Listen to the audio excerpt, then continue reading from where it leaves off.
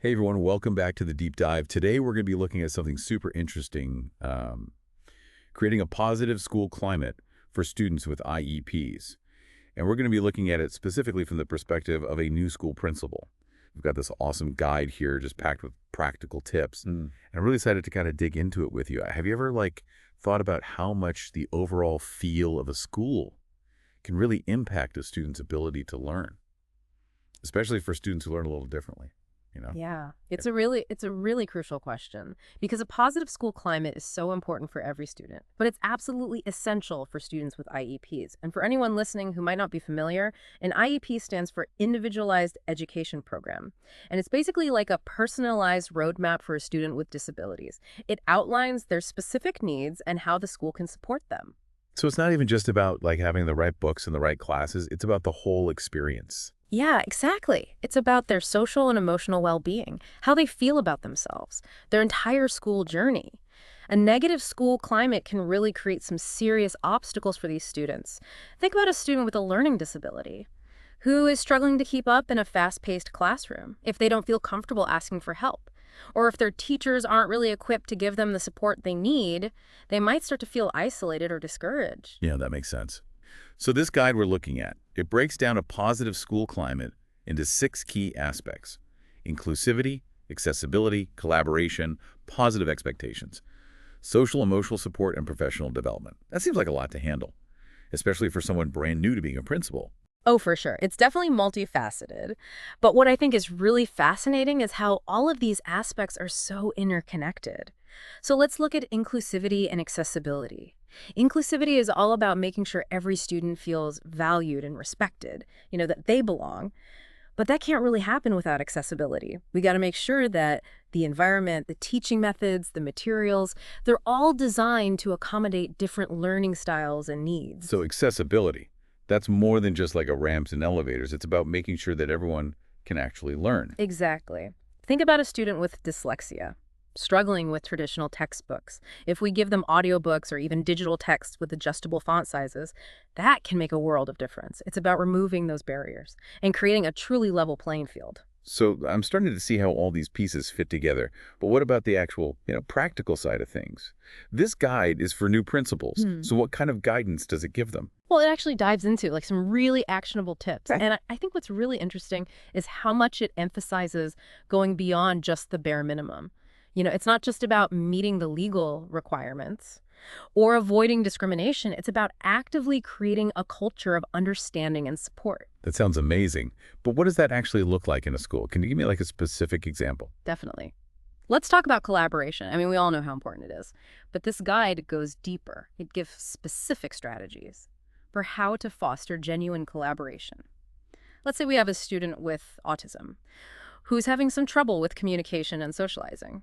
This guide would suggest putting together a team that includes not only the student's teachers, but also specialists like a speech therapist or behavioral counselor, and of course the student's So it's parents. like a whole team effort to Yeah. support that student. Exactly. And a really well-crafted IEP can be like the cornerstone of that collaboration. This guide makes it really clear that IEPs, they shouldn't just be seen as these like static documents. They need to be living tools that guide this whole collaborative process. Huh. That's really interesting. Can you say a little more about that? How does an IEP actually help with collaboration? Well, just think about it. The IEP outlines the student's specific needs and goals. So during the IEP meeting, you have the teachers, the specialists, the parents, even the student themselves. They all come together and they discuss the best strategies for supporting the student.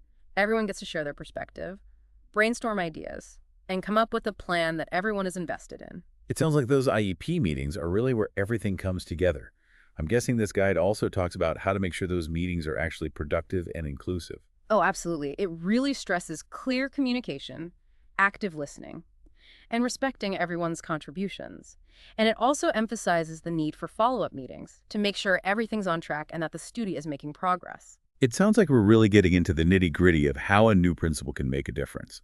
But before we get too deep into those specific tips, can you talk a little bit more about what could happen if these key aspects of a positive school climate are neglected? We touched on it a little earlier, but can you maybe paint a clearer picture for our listeners of what happens when those needs aren't met? Of course. Let's go back to that example of the student with a learning disability. who's having a tough time keeping up in class. Without the right support and that sense of belonging, they might start to withdraw socially. They might avoid participating or asking for help because they're worried about being judged or feeling like a burden.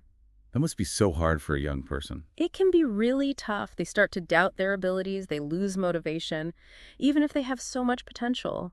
And that can have a ripple effect on their whole educational journey. Wow. So it's not just about academics, it's about their well-being and their belief in themselves. Exactly. A positive school climate can make all the difference between a student thriving and a student just barely staying afloat. And that brings us to these practical tips. This guide is like a roadmap for a new principal to help them create that positive environment. What are some of the big things it talks about? Well, it covers a lot of ground, but some of the key themes are fostering inclusivity, providing professional development for staff, encouraging collaboration, setting high expectations, creating a supportive environment, ensuring accessibility, engaging families, monitoring progress, and maybe most importantly, leading by example. Wow, that's a lot to think about. I'm excited to dig into these strategies and see how they can actually be used. I'm especially curious about those high expectations. There's this idea out there that accommodations mean lowering the bar for students with IEPs, and I don't think that's right at all. That's a really good point, and it's something the guide addresses directly. It really emphasizes that having high expectations for all students, including those with disabilities, is so important. It's about showing them you believe in them and showing them that their goals are achievable. But it's also recognizing that reaching those goals might require different approaches and support systems. So it's like setting the bar high, Yeah. but giving them the support to actually get there. I love that. Yeah. And one way to reinforce those high expectations is by celebrating achievements. When we highlight the accomplishments of students with disabilities, it sends a powerful message that their hard work is valued, their contributions are meaningful, and that they have the power to succeed. Yeah, I can already see how a new principal, armed with all these insights and strategies, could really transform a school for students with IEPs. But I know we've just scratched the surface here. There's so much more to explore in this guide. Oh, yeah, definitely. And I think what makes this deep dive so interesting is that it's not just about theory. It's about giving us tools and strategies that can actually be used in schools. It's a reminder that creating an inclusive and supportive learning environment is a journey. It's a collaborative effort that involves the whole school community. All right, so we've talked about why a positive school climate is so important for students with IEPs, especially for those facing things like learning disabilities or autism. Now let's get into the nitty-gritty. Let's talk strategy.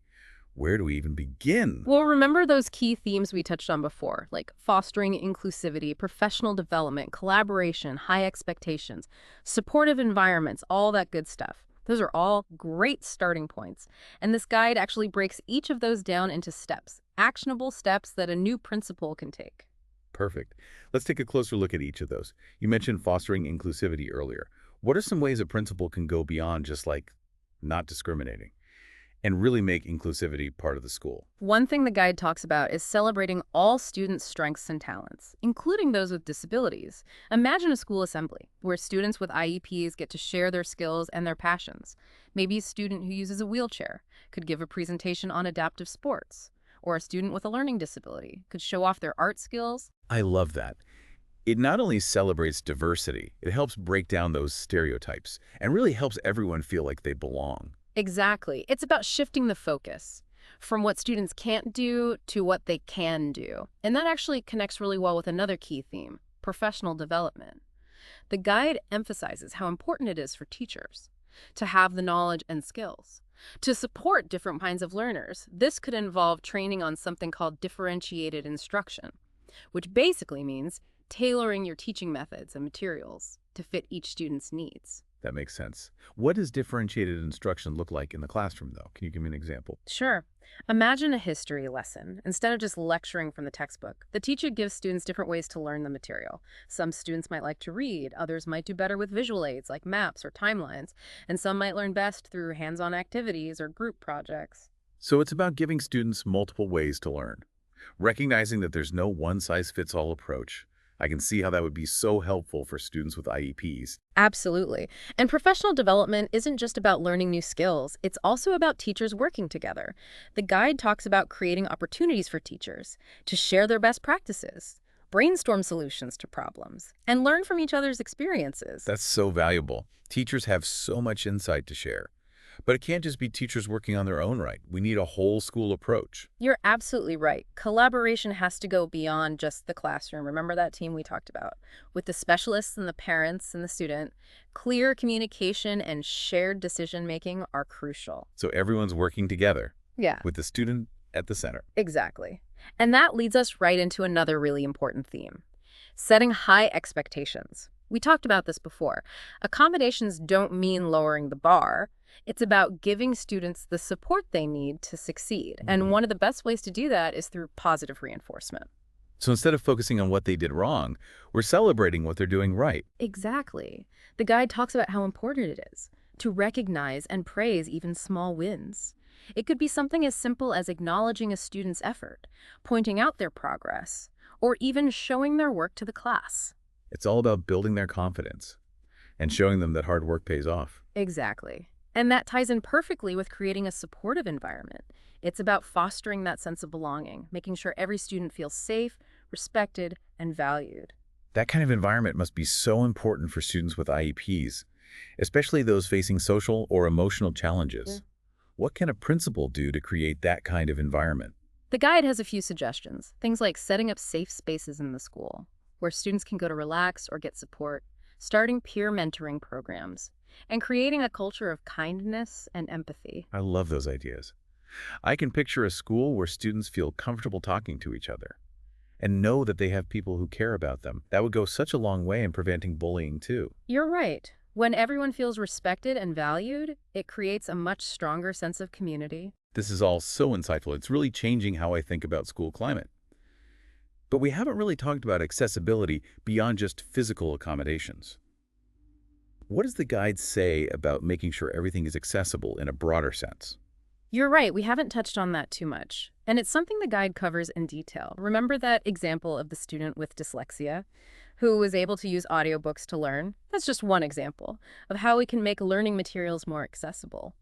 The guide encourages principals to think about different formats for textbooks and other materials, things like large print, audio recordings, and digital text that can be adjusted to different reading levels. It's about recognizing that different students learn in different ways. Exactly. And it's not enough to just have those resources.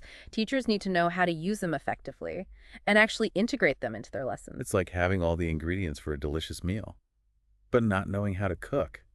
And speaking of making a difference, we can't forget about families. They play such a big role in supporting students with IEPs. Absolutely. Engaging families is a key theme throughout the guide.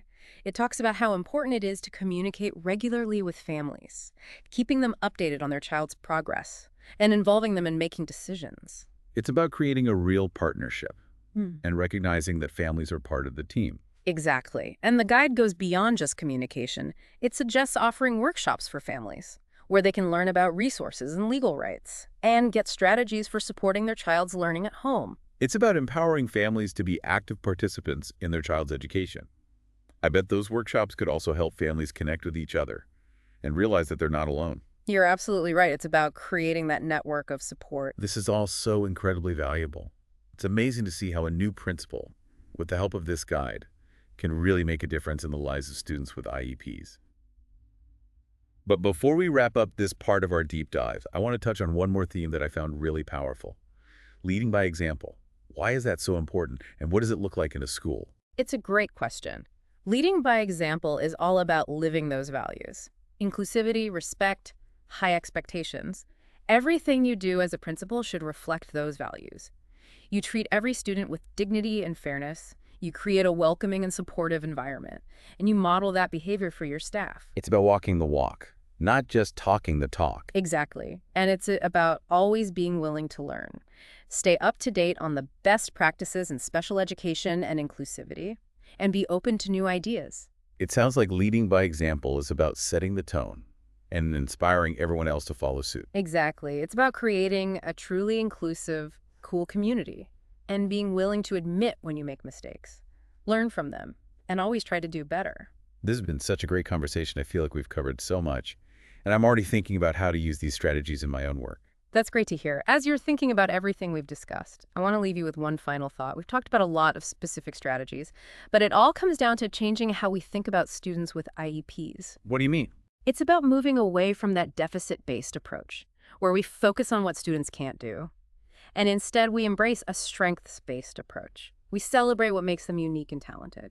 I love that. It's about seeing the potential in every student. Exactly. And when you start with that belief, everything else falls into place. The accommodations, the collaboration, the high expectations, they all become ways to help students reach their full potential. That's such a beautiful way to put it. I think that's what I'll take away from this conversation. It's not just about a positive school climate. It's about creating a world where every student feels seen, valued, and empowered to succeed. Beautifully said. As you continue learning about this topic, I want you to think about how you can help create that world. It doesn't matter if you're an educator, a parent, or just someone who cares, we can all make a difference. You know, it's really amazing. This deep dive has really changed how I think about all this. We started by asking, does school climate actually affect a student's ability to learn? And now I'm seeing it's like this essential thing, especially for students with IEPs. It really is. It's not just some fluffy feel-good thing. It's the foundation. And I really like how this guide, it gives us a way forward, like actual strategies, not just ideas. Yeah, and that's why this deep dive feels so, I don't know, empowering. Like we're not just talking about the problem, we're figuring out what to do about it. And it's not all on the principal's shoulders, right? Oh, definitely not. It really does take a village. Teachers, specialists, parents, the students themselves, everyone has to be a part of building that positive climate. Speaking of everyone working together, I was really struck by how much this guide talked about collaboration. Not just like saying it's important, but actually giving ways to make it happen. Yeah, that's so important. Think about those IEP meetings. They're not just boxes to check. It's a chance for everyone to come together, share what they think, and come up with a plan that actually helps the student. And when everyone feels like they're part of the process, that makes such a difference. It's not just the school telling the family what to do. It's a real partnership. Yeah, exactly. And that collaborative energy, it has to go beyond just those meetings. It's about constantly communicating, getting input from everyone involved, and making sure everyone feels heard. I've learned so much from this deep dive. I'm already thinking about how I can use these ideas in my own work. That's wonderful. As you're reflecting on everything, there's one last thought I want to leave you with. We've talked a lot about strategies, but really it all boils down to shifting how we think about students with IEPs. In what way? It's about moving away from that deficit-based thinking, where we focus on what students can't do, and instead we focus on their strengths. We celebrate their talents. That's a really powerful way to look at it, seeing every student's potential. Exactly. When you start from that place, everything else just makes sense. The accommodations, the collaboration, the high expectations, it all becomes about helping students be their best selves. I love that. That's the message I'm taking away from this. It's not just about a positive school climate. It's about creating a world where every student feels seen and valued and empowered. That's beautifully said. And as you continue learning about all this, think about the role you can play in making that world a reality. Whether you're an educator, a parent, or just someone who cares, we all have the power to make a difference. Thank you so much for joining us for this deep dive. We hope you found it as insightful and inspiring as we did. And if you're looking for more information, check out the resources in the show notes. Until next time, keep diving deep and keep those conversations going.